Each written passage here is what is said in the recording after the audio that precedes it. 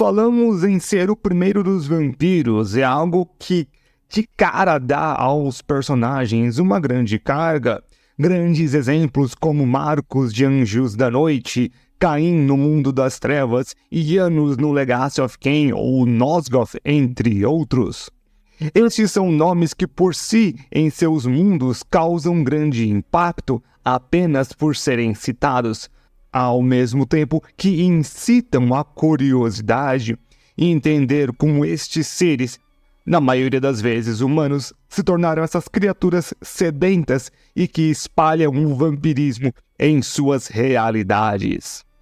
Antes de darmos o nosso sangue para um jovem vampiro, pois ele toca muito bem, gostaria de pedir a todos que deixassem o like, se inscrevesse no canal e, se puder, contribuir diretamente, se tornando um membro ou em contribuição direta por Pix, agradeceria demais.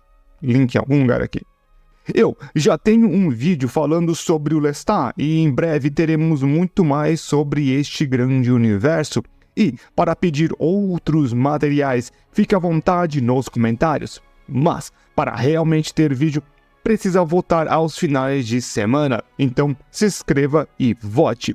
E para avisar que Anjos da Noite e Blade 30 Dias de Noite já tem vídeos, então só dá uma olhadinha, claro que sempre pode ter mais. Antes de começarmos a falar sobre a Rainha dos Condenados e a personagem da Akasha, gostaria de ser muito claro sobre as intenções e as informações deste vídeo. Aqui eu falarei sobre o passado dela na letra escrita, um pouco sobre o filme e também sobre o final dela no geral. Mas, independentemente do que eu vou falar aqui, eu tenho que só dar uma ponta do que foi no que aconteceu no vídeo do Lestat. E é o que vai acontecer aqui também. Muita gente acha que o filme tem que ser 100% fiel ao livro. Não, gente, são adaptações, são obras diferentes, são realidades paralelas, são ideias diferentes. Tá? Uma coisa não faz um certo e o outro errado. São coisas diferentes. Estamos falando de uma adaptação, outros mundos. Pensa só no que acontece entre Entrevista com o Vampiro. Nós temos o livro, que é o original, ok. O filme, que tem informações diferentes, e a série, que tem informações diferentes. Qual deles está certo? E a resposta, para mim, é nenhum. A obra original, beleza, tem as adaptações, cada uma delas faz o que quer. Você tem todo o direito de não gostar. Beleza, gosto é gosto, mas você não pode falar, tá errado. É assim que acontece, meu gente. E o maior desse daí, o pessoal falou sobre o Marius e Magnus. Gente, desculpa, é assim que acontece nos filmes. E não é uma informação errada, e sim uma informação que tá nos filmes. Até teve gente que me mandou ler os livros. Eu quero ver quando eu for falar da série vir aquela palavra maldita. Mas, para me focar no assunto Akasha, esta é uma das personagens que me chama muito a atenção por vários motivos. Existem para mim alguns paralelos muito interessantes que podem ser traçados para ajudar a interpretar essa personagem, assim como outros que eu acho que precisam ser feitos para realmente colocar em mente quem é esta grande personagem. Fora o já mencionado Marius, temos o que se relaciona à Akasha, pois nos filmes a origem dela, assim como todo o contexto sobre a mesma, é praticamente inexistente nos filmes. E quando digo isso é porque nós temos algumas pistas em contexto, algumas outras coisinhas que poderiam ser consideradas, mas nada muito fixo. E por isso que o único modo de realmente termos alguma ideia do que está acontecendo é ir para a obra original, uma vez que é a única que temos neste contexto, neste momento. E por essa não ser contradita na obra, mais ou menos, nós temos apenas a presença dela durante o filme. E essa eu usarei para dar um entendimento melhor para a personagem, assim como conseguir analisar o contexto geral. O título de Rainha vem antes mesmo dos Condenados, e ela se tornar uma imortal. Akasha, ainda uma humana, se casaria com o rei de Kemek, Enkill, o que um dia viria a ser o Egito. isso há mais de 6.000 anos atrás, em uma cidade chamada de Uruk, lugar onde seria o Iraque. Uruk, pelo menos, foi uma cidade real, que foi uma das principais da Babilônia, e conforme um estudioso, foi uma das grandes cidades quando se fala em quesito de produção de cultura religiosa e também das artes escritas, o que faz todo sentido quando olharmos a cultura proposta e o que vai acontecer daqui em diante. E o mais interessante é que nesta época, ela e seu marido seriam as principais figuras a ir contra a cultura de consumir a carne de outros seres humanos. Um processo que me parece normal de ir contra e até mesmo saudável de não querer que aconteça, mas que creio que seja muito mais uma virada de jogo no futuro. E os governantes começam um reinado pacífico mais voltado para a agricultura. Ok. Vamos falar sobre o primeiro elefante. Eu preciso falar sobre as similaridades com uma outra obra muito importante para mim e também para o canal. Estamos falando de Vampiro à Máscara e suas inspirações mais bíblicas. Lá, nós teríamos Caim como o primeiro dos vampiros, na cidade de Ubar, que depois viraria Enoque, e também no que seria central do mundo dos vampiros e do desenvolvimento dos humanos. Não é surpresa para ninguém que o Vampiro à Máscara tomou uma inspiração no Johnny Rice, só não sabia que poderia ser a tal nível. Isso pois Caim é dito como um mestre da agricultura, que tem os humanos começariam uma grande sociedade, tudo é muito grande, Enoque, a central do mundo. É muito relativo, acho que é difícil não deixar isso bem claro, e também porque demonstra o quanto que a figura do primeiro vampiro como um salvador da humanidade, em primeiro momento, é interessante, ainda que a Caixa ainda se tornaria uma vampira, e Caim nesta época já era o primeiro vampiro. Bem, a história de Caim é bem mais complicada do que qualquer outra coisa que eu posso falar em 5 segundos. Além do fato de Caim ser um rei na cidade em algum nível, toda a ideia do Lilith e dos espíritos que veremos logo em breve, as duas lendas têm pontos de convergência muito intrigantes, ainda mais com as outras ligações por serem feitas. Lembrando que são apenas comparações para entendermos o contexto e vermos como um todo pode ser interessante. Não vai ficar me misturando lore achando que tem que ser tudo igual ou que tudo vem do mesmo lugar. São coisas diferentes. Eu estou colocando em ponto de comparação. Com o tempo, o casal desenvolve um gosto pelo sobrenatural. E quem não, né? É coisa normal gostar de Supernatural. Ah, não, é outra coisa, calma. Principalmente pela comunhão com os espíritos. E para isso chamam as irmãs Maharet e Mekare. É Uruk antigo, eu não sei falar Uruk antigo, tá bem? Que são bruxas. Sim. E antes que vocês peguem as suas tochas, me empresta uma. Tenho que dizer que bruxas e outras criaturas aparentemente são coisas normais no mundo de vampiros de Anne Rice. Até mesmo na série Amazon Prime, as bruxas de Mayfair pode ter uma grande ligação com todo o contexto no futuro. Se quiser um vídeo sobre esta série ou sobre a série do Entrevista com o Vampiro, só me avisa nos comentários. As duas se recusam e então o rei e rainha começam a demonstrar o seu poder, mandando os seus soldados para lidar com as duas, e encontram o funeral da mãe delas acontecendo, onde estavam fazendo os ritos antigos de consumir o cérebro e coração. Os guardas então finalizam com todo mundo e capturam as bruxas. As duas passam por tortura e prisão, até que finalmente Mekari invoca um espírito muito especial chamado de Amel. Que preciso pausar tudo aqui para entendermos o nível de insanidade que estamos passando. Aqui eu não falarei sobre até o final da carreira dele, pois é algo que está totalmente fora da linha que eu quero trazer aqui. Estou apenas pontuando tudo isso para nós termos uma ideia de onde toda a história e construção de mundo chegou. Este foi um ser humano nascido há mais de 12.000 anos atrás. sendo 6.000 anos no passado para a caixa. Mais ou menos tudo isso, tá, gente? Ele foi abduzido por alienígenas chamados de The Parents, ou os pais, no caso de tutores, aqueles que cuidam, ou algo assim. Então, convertido em um híbrido replamoide e humano. Eu não sei o que é um replamoide, mas eu vi isso e falei, eu tenho que colocar isso no vídeo. Enviado para a Terra para ajudar a destruir ela. É tipo Goku, sei lá. Só que ele desistiu de fazer isso e resolve virar um governante, onde se tornaria rei da Atlântida e encontra o seu fim quando esta é destruída, se tornando então um super espírito capaz de muita coisa. Este é um exemplo do que uma obra com tanto tempo é capaz. Existe uma necessidade, vamos colocar entre aspas, de autores e criadores no geral de ter que ligar partes e expandir seus horizontes. Agora, com tanto tempo em mente, quem escreve muda de ideias, muda de influências, lugares nunca imaginados são explorados.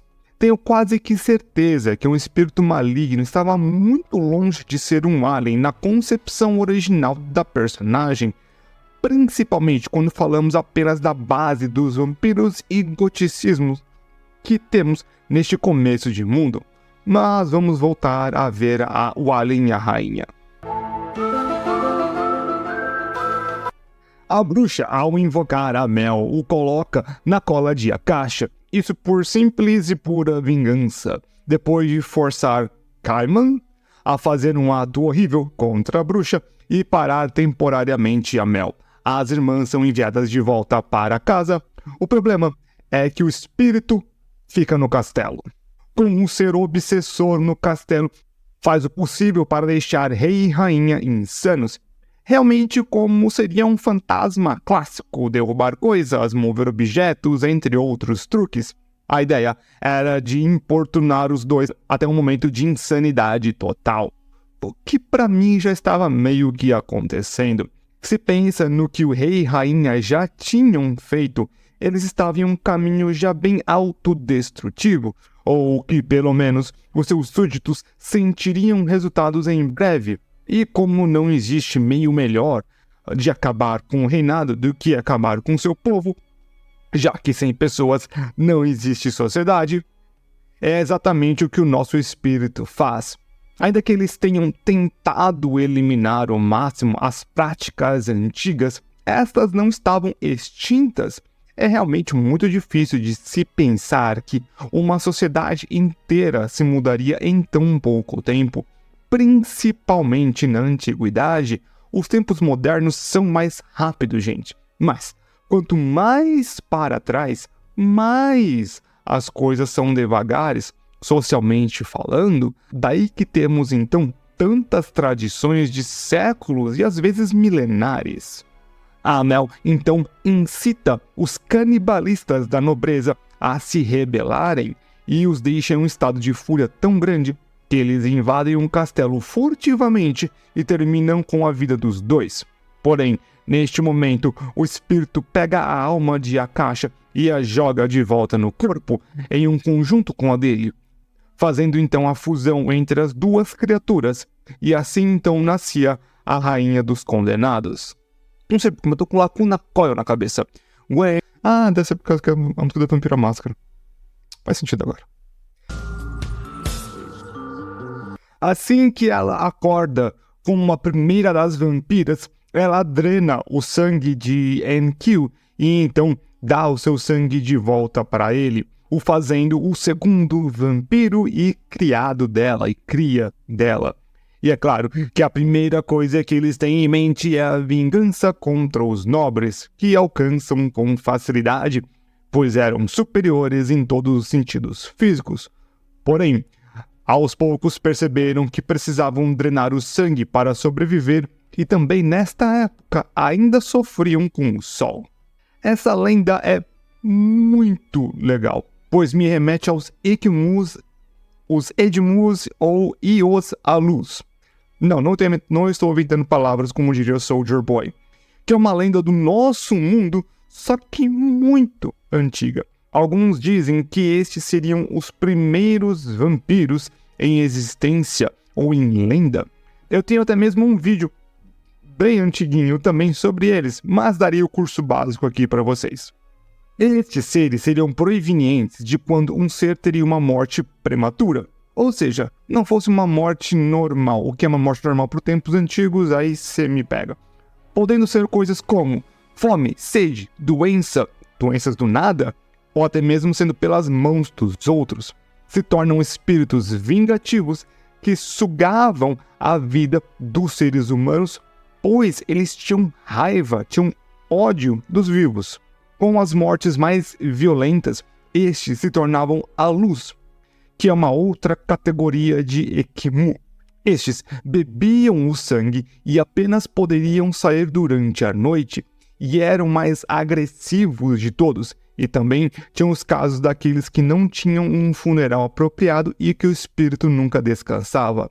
Em muitos destes casos, os Ekimus e Edmus, eles eram espíritos que possuíam as pessoas, causando então grandes males, sugando a casca dessa pessoa, né, o corpo, e a pessoa ficava louca e morria. Beleza, os aluges podiam ser tanto espíritos quanto também possuir. Então tem várias lendas aí. É bem antiguinho, acho que é Suméria, coisa do tipo. Então tem que ver que, assim, a informação que a gente tem é bem rasa, porque é muito antigo e pouco se transcreveu. Vendo agora por estes lados, é muito difícil de não ver alguma ligação entre as duas lendas. Muito possivelmente Anne Rice se inspirou nessas ideias antigas para trazer à vida, ou melhor, à morte, a sua rainha dos condenados. Com essa situação terrível, Maharet é chamada à corte para tentar explicar o que estava acontecendo, já que era parcialmente culpada. Ou pelo menos essa é a lógica de um tirano com um demônio alien no corpo. Só que o que ela dá é uma explicação de como funcionaria então o vampirismo neste mundo. Eu acho, pessoalmente, obviamente, vamos parar para pensar nisso, tá? O que é melhor?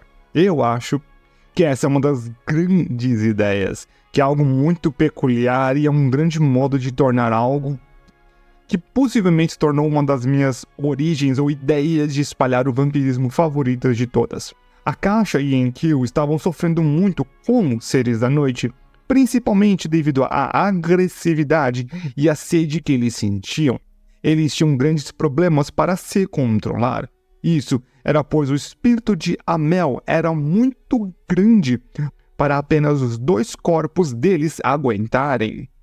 Se eles quisessem se livrar deste peso e conseguir ter algum tipo de normalidade e controle, o vampirismo teria que ser espalhado, assim fazendo com que a essência do ser fosse diluída com a quantidade e a personalidade e instintos deste também ficassem mais fracos. O que faria também Amel a ter uma vasta rede de seres que ele poderia se espalhar como se fossem milhares de tentáculos ligando todos os seres da noite, tentando mover a todos com seus planos. O que me faz pensar de quanto menos vampiros no mundo, mais denso fica esse espírito dentro de cada um. Algo meio que Highlander, onde se existisse apenas um sobrando, será que voltaria para algo parecido com o espírito original alienígena ou seria algo totalmente diferente devido à sua fusão com o original com a Caixa e fusão com a alma dos outros?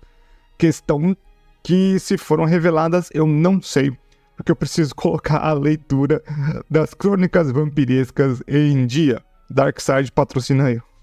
A Caixa coloca em prática e transforma Kaiman em um vampiro, mas que pouco tem impacto na grande escala das coisas. O que acontece é que este fica muito enfurecido com o que acontece e transforma a outra bruxa, e eles lutam em uma guerra civil entre vampiros. E depois de semanas lutando, a Caixa e Enkyo são vitoriosos, e eles percebem que é verdade. Olha só, que com agora mais vampiros, eles estavam mais controlados, e aqui a presença das trevas era menos sentida. Porém, quando a quantidade se torna muito grande, eles se tornam estátuas de mármore, em aparência, e precisam ser cuidados. Momento mais vampiro. Muitas obras explicam a origem dos vampiros, seja pelo sobrenatural, cósmico, científico, alienígena, acidente, maldição, seja lá o que for, colocando as suas regras e ideias. Eu gosto muito de ver essas sendo formuladas, claro que sempre respeitando o que cada autor coloca em seu mundo, para realmente podermos entender o que está acontecendo.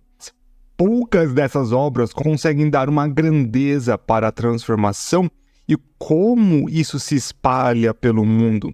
Não apenas o sangue, e sim o passar de um espírito maligno, ou parcialmente dele, compartilhar agora, como se fosse uma mente entre todos. É uma ligação muito eterna entre os vampiros. O único que, para mim, na minha opinião, que vai contra totalmente com o meu gosto é o VTMB, né? O Vampiro à Máscara, de novo, onde temos o sangue de Caim ficando cada vez mais ralo. Neste mundo é chamado de geração. A quantos passos você está do Pai Sombrio? Então ele seria o primeira que fez os segundos fizeram terceiras e assim vai. Tem até vampiros de 13ª geração, que são 13 passos separados de Caim. A ideia então, mas por exemplo, um 10ª pode fazer quantos 11ª ele quiser, mas ainda assim, quanto mais pra cima, mais raro é o tipo de vampiro e menos filhos eles vão tendo. É uma lenda comum que diz que se o primeiro dos vampiros morressem, todos os seres da noite também sofreriam o mesmo fim. Isso é dito em alguns momentos, mas nunca confirmado até com o fim dela, mas isso daqui pra frente. Mas eles seriam como se fosse uma âncora para os poderes dos vampiros, e neste mundo, né, o espírito inicial ali maligno. E existe um caso para que isso, uma vez que os guardiões deles, um dos guardiões deles colocam os dois no sol e muitos dos vampiros queimam. Mas isso e outros fatos ficam cada vez mais próximos dos eventos dos filmes, e é quando fica um tanto turvo, onde eu posso falar que isso acontece ou não com tanto mais certeza nos filmes. Muita coisa meio que continua, como por exemplo o Mario sendo um guardião de ambos por muito tempo e que em algum momento o Lestat se envolve. Mas como tem pouco peso para o resto, vamos deixar por aqui para ir para o filme, para a gente poder seguir e eu dar mais ou menos uma diferençazinha para vocês. Os eventos aqui vão ter grandes similaridades entre as mídias, até mesmo mais ou menos até o final. Uma das grandes diferenças é o plano bem explicado e as datas que ficam um tanto distantes, mas se for para analisar estes detalhes, aí vai ficar muito estranho. O importante é que é muito similar. É mundos separados, mas acontece tão igual que tem partes que são parecidas. Fazer o quê? A Caixa tem o seu primeiro contato com Lestat quando ele estava sob os cuidados de Marius em sua torre, onde ela se encanta pelo vampiro ou deixando beber o sangue dela, o que faz de Lestat muito mais poderoso do que poderia ser naturalmente, mas isso faz com que Marius fuja com as duas estátuas. Nas eras modernas, muito tipo pulou. É igual Marius pulando. Nossa senhora, essa piada é ruim desde que eu fiz ela pela primeira vez. Ai, ai. Nas eras modernas, a música de Lestat ou algo assim, eu acho que seria mais metafórico com a euforia dele, com a grandeza que ele queria chegar e algo do tipo do que apenas a música, mas vamos ficar com a música. A Caixa acorda e ela já começa pedindo divórcio e pegando tudo que era dela, principalmente a parte do Alien Kinder que ela tinha dado, mas suga totalmente dele. O que é um dos grandes momentos de volta. Existem outros onde eu poderia ter comentado isso, mas aqui creio que seja o ponto alto. Ela, logo de início com Enkill, era totalmente contra o consumo dos seus e tenta produzir uma sociedade moderna e menos violenta. E aos poucos ela se torna uma tirana antes mesmo de Amell. E agora ela consome o seu igual, o seu marido, para drenar os seus poderes e se juntar a um outro vampiro para reinar com um punho de ferro ou de mármore. É uma queda completa da personagem original. E não digo isso de forma ruim, não é porque ela não ficou pior. Isso é ótimo. para vermos como o poder tem a capacidade de corromper e que, se não cuidarmos, podemos virar exatamente o que lutamos contra. Devido ao show que Lestat estava planejando, um bando de vampiros iriam atacar ele ao mesmo tempo que ela o procurava, mas em seu caminho ela deixava um rastro de destruição. Isso pois estava acabando com todos os vampiros possíveis, principalmente devido aos seus poderes de fogo que acabava com eles em segundos. E nem isso. Nenhum outro vampiro parecia ter a menor chance contra ela. É dito, já disse que ela tem os atributos em super-humanos, também tinha grande regeneração, pirocinese em níveis absurdos, regeneração. Ela era muito mais forte do que todos os vampiros aqui são porradeiros e ela se demonstra forte. Ela resgata o seu amado do público e então ele se torna um amantes. É aí que Lestat cai em si da sua situação. 2 pontos de diferença é que no livro ela deixa apenas alguns poucos vampiros vivos no mundo. Seriam aqueles que Lestat ama ou que são muito fortes para resistir ela inicialmente. E também que o plano dela é genial, assim, totalmente genial. Ela iria finalizar com 90% da civilização humana e se fazer uma nova deusa entre eles. É neste momento que o Lestat já sabia, eu acho que eu amarrei meu burrinho no lugar errado. No filme, é dito que os vampiros, ao darem o seu sangue para ser bebido, eles ficariam expostos, como se fosse uma vulnerabilidade. E é isso que é algo intrigante, já que vemos isso durante os 2 filmes. Lestat fica fraco quando faz Louis e Cláudia, ou Luiz, né?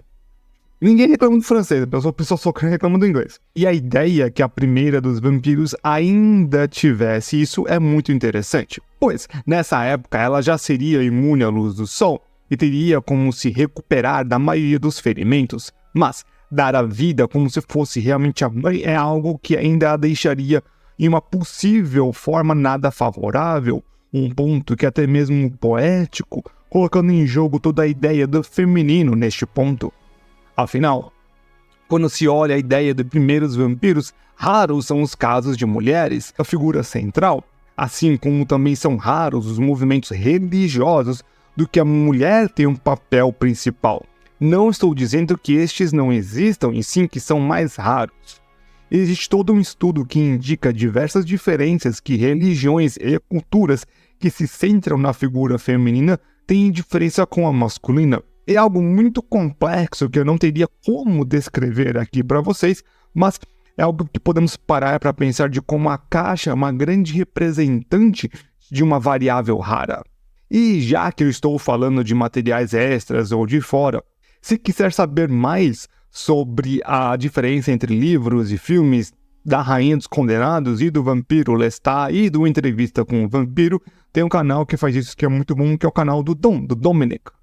E é em inglês, mas ele deixa tudo muito claro. O importante é que o fim de A Caixa acontece. No filme, ela é drenada até o fim, quando Lestat consegue a enganar e começa o processo. Então, Maharet toma a última gota do sangue dela e se faz meio que a primeira dos vampiros, a Rainha dos Condenados, porém se torna uma estátua no final. Nos livros, Mekari aparece do nada depois de 6.000 anos, e consegue conter a caixa a derrotando, então consome seu cérebro e coração, se tornando o novo receptáculo de Amell, salvando os vampiros. Os 2 fins têm seus prós e contras, não vou deixar aí vocês decidirem qual você gosta mais.